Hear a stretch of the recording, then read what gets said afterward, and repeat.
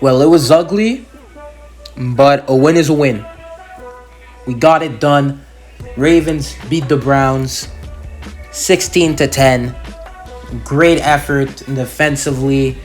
Ravens improved to 8-3 and enter week 13 with the top seed in the AFC. Feels good. Feels good. Our defense, if you look at it, been playing very, very well. Offense has been struggling these past few games, of course. But, if our defense is able to pull through, great. And it's good how we're able to get these ugly wins, because in the past we wouldn't even get that. But yeah, man, let's go through the stats here. So before we get to it, if it's your first time stopping by, subscribe, click the like button, and yeah, man, let's get right into it. So Lamar had completed 20 out of 32, 165 yards, 1 TD, 4 picks. Two of them were very bad. Two of them were very bad. The other two were really not his fault. One of the two that looked bad was actually not a pick. It was incomplete. And they still ruled it complete for some reason. So that is a problem, of course, with the refs. Like, the Browns have been bailed out all game by the refs. They've been bailed out all game by reffing. Just poor reffing. But yeah, man. On the ground, Lamar had 68 rushing yards, 17 carries. Devontae Freeman had 16 carries, 52 yards, 3.3 yards per carry. Through the air, Mark Andrews, 4 receptions, 65 yards. Marquise Brown, 8 receptions, 51 yards. Defensively, Odafe Owe had a great day here.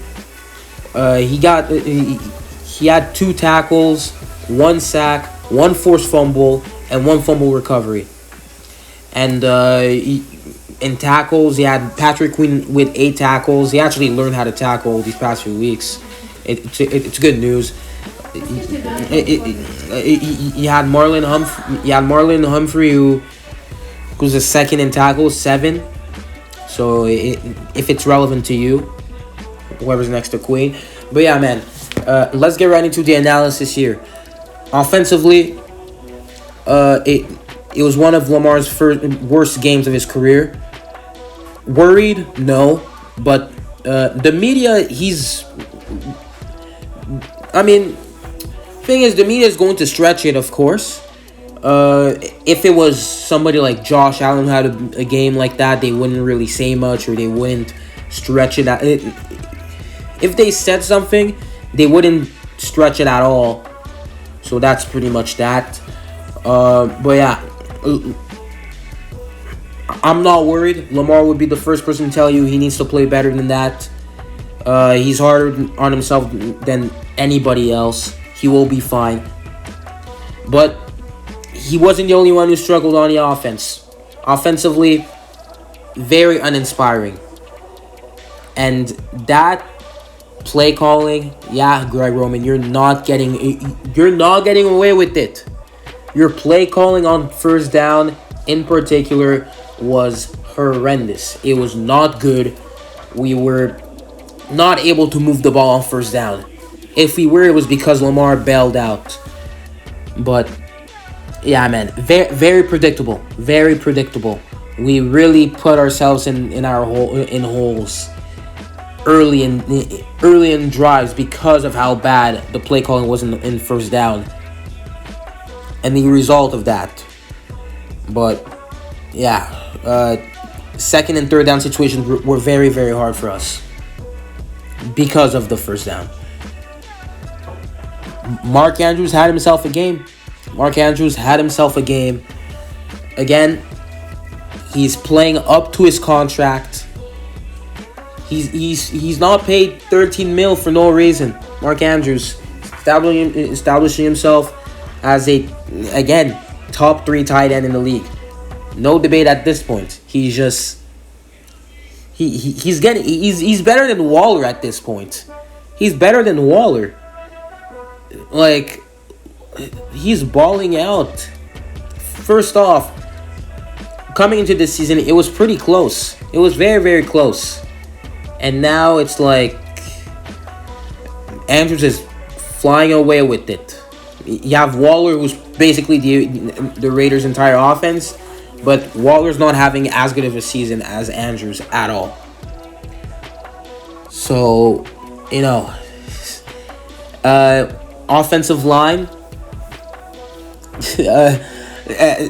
bro, the first play of the game, Villanueva already sucked. He already sucked.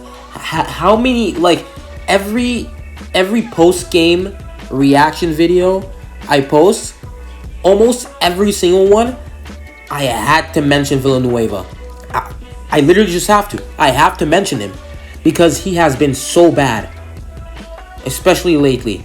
I cannot stand this guy. I cannot stand this guy for one more week. So what we better do, we better go see free agency, see the options. There isn't much of it. I really don't think there's much that can be worse.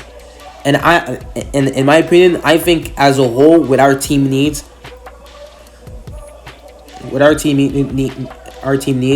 I think there's some very good options out there.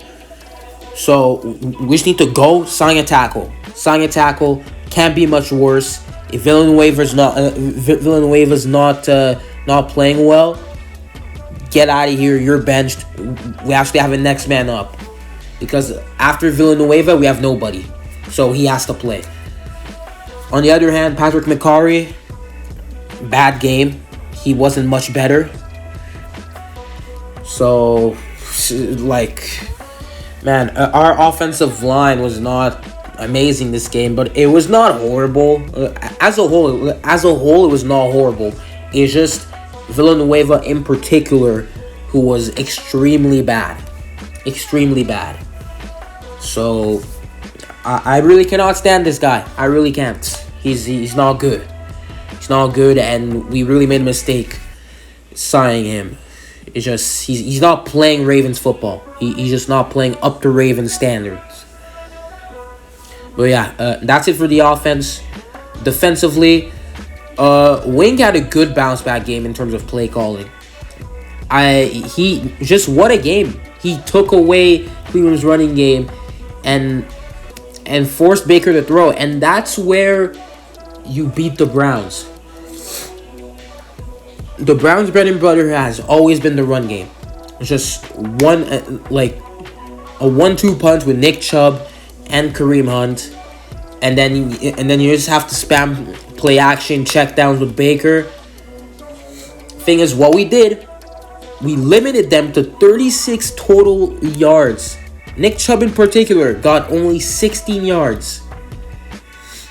And what we did, to win, Baker was forced to throw because they were down. They were down by 6. They needed to throw to get upfield faster in under a minute. Under a minute and a half. Okay, like, we gave Baker 120. And they couldn't even... the Browns couldn't even get a first down because they had to pass the ball. So, yeah, man. That's pretty much it with Baker. He's not good. He has an average all written. He has average written all over him. He should have never gotten praise. But on to the next part here. D-line, amazing. Last night, just amazing. Without Calais Campbell, we were able to hold Nick Chubb to 16 yards. So now, in 2 weeks, I'm very confident in us doing very good against Chubb again. I am very confident in 2 weeks that we can actually sweep them, even with that shitty schedule, even with their bye week. I still don't think we do. I still do not think we do. But it to me now it's more possible because we are capable of stopping their run game. Matty Buque, Williams, Ellis, Washington, all those guys deserve a pat in the back. Especially Williams. He's been he's been criticized a lot. He has not been that good this year, and he's coming back. Played a good game. Pass rush, excellent. All three of our edge rushers had fantastic games. Odafe Owe, he's a beast. Just the way he wrecks havoc. He has made a bigger impact on this defense than he has made a bigger impact as a rookie than Judon has in his last year as a Raven. And that tell you something. Odafe Owe has a very good future ahead of him. He gets so much pressure. He could get so many more sacks, and if he was able to finish, he'd probably be leading the league in sacks right now. And pass rush, another great part of our pass rush. Tyus Bowser. Bowser has been our best defender in the past 2 weeks as a whole. And again, he took a bigger role this season, and he's capitalizing. He's having a very good season. He's been one of the bright spots of our defense, and I hope he keeps it going down this tough stretch, because we will need him. We will need him to get performances like that. And lastly, with linebackers, Patrick Queen. He has flipped the script. He has flipped the script, and he looks so good now that he's allowed to fly around the field without much processing. Putting him at a will was a game-changing move. Just excellent. And then after that, having Josh Barnes alongside him, amazing as well. I'm so happy for him. I'm very happy for him, man. He's finally turned it around, and he's becoming exactly what we needed him to. And that is very, very good news. And this defense has been bailed out by Lamar numerous times this season. And last night was the time they just returned the favor. It was about time to just bail out Lamar for once. And honestly, I think in the Lamar era, Lamar has been bailed out by the Ravens like twice ever. Last year against wait a sec. I mean, not really. It's pretty much the first time Lamar gets bailed out the way he did. The way he did last night is the first time he gets bailed out. And Lamar personally did not play well. And he's been very unlucky. The Browns have been very lucky last night. We all know that, but I'm not even gonna bring that up. Actually, I am, because I'm gonna save the last part of the video for something else. But yeah, man, offense needs to get better. Defense, keep it up. And special teams, Tucker doing Tucker things. And honestly, a good overall game. A very good overall game from the defense, the coaching. But of course, it's not perfect. It's not perfect. We will get there. I really hope our offense lights it up next week. I really hope he does. I really hope Lamar does, especially playing the Steelers, who might not even be with TJ Watt, because if he's unvaccinated, he's missing the game. So yeah, man. Last part of the video, Browns fans. Remember, you guys are probably the worst fan base of all sports. And what's happening with you guys in the past 20 or so years, you guys deserve it. You guys fully deserve it.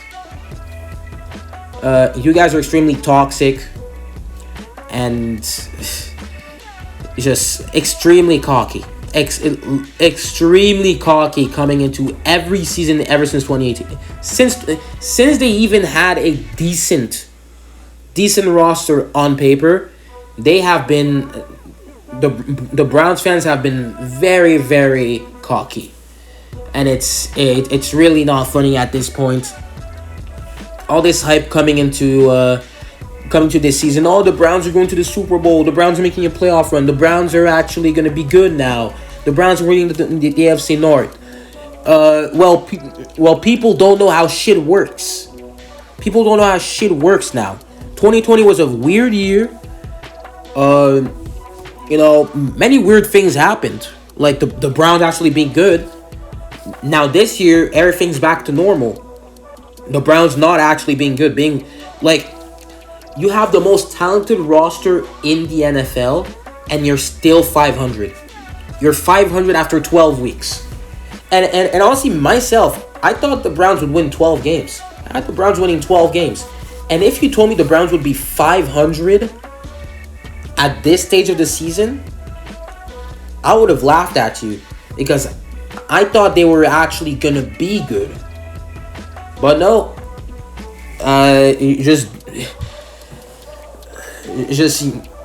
People just fall for it. And honestly, I do not feel bad.